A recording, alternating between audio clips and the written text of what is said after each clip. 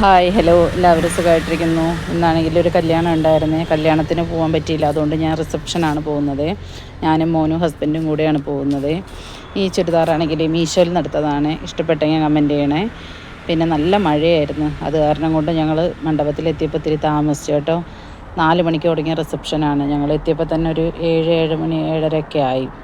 അങ്ങനെ ഞങ്ങൾ കുറച്ച് നേരം മണ്ഡപത്തിനകത്തിരുന്ന് നല്ല ആംബിയൻസൊക്കെ ആയിരുന്നു കേട്ടോ. പെണ്ണിനും പയ്യനൊക്കെ കൊള്ളായിരുന്നു. അങ്ങനെ ഞങ്ങൾ ഇരുന്ന് സംസാരിക്കുകയാണ്. ഇതെൻ്റെ ഹസ്ബൻഡിൻ്റെ കുഞ്ഞമ്മയാണ്. കുഞ്ഞമ്മയുടെ മക്കളും കൊച്ചനൊക്കെ ഉണ്ടായിരുന്നു. എല്ലാവരുടെ അടുത്ത് സംസാരിച്ച് അങ്ങനെ ഞങ്ങൾ ഫുഡ് കഴിക്കാൻ വേണ്ടി കയറിയപ്പോൾ അപ്പവും റൈസും ചിക്കനായിരുന്നു. എനിക്ക് ഏത് റിസപ്ഷന് പോയിരുന്നാലും റൈസ് കണ്ടു കഴിഞ്ഞിട്ടുണ്ടെങ്കിൽ ഒരു വല്ലാത്ത സന്തോഷമാണ്.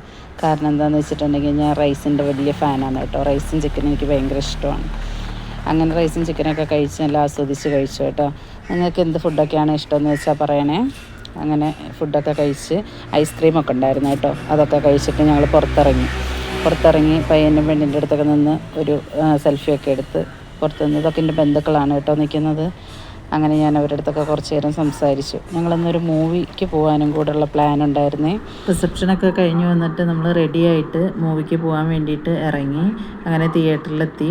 വണ്ടിയൊക്കെ പാർക്ക് ചെയ്തിട്ട് നമ്മൾ പതുക്കെ കയറി വന്ന് അങ്ങനെ നമ്മുടെ സീറ്റിൽ വന്നിരുന്ന് അങ്ങനെ സിനിമ തുടങ്ങുകയാണ്. നമ്മൾ ദൃശ്യം 3 ആണ് കാണുന്നത്. അങ്ങനെ സിനിമ നിങ്ങളെല്ലാവരും കണ്ടോ? ആരൊക്കെ കണ്ടെന്ന് കമൻറ്റ് ചെയ്യണേ. നല്ല മൂവിയായിരുന്നു കേട്ടോ.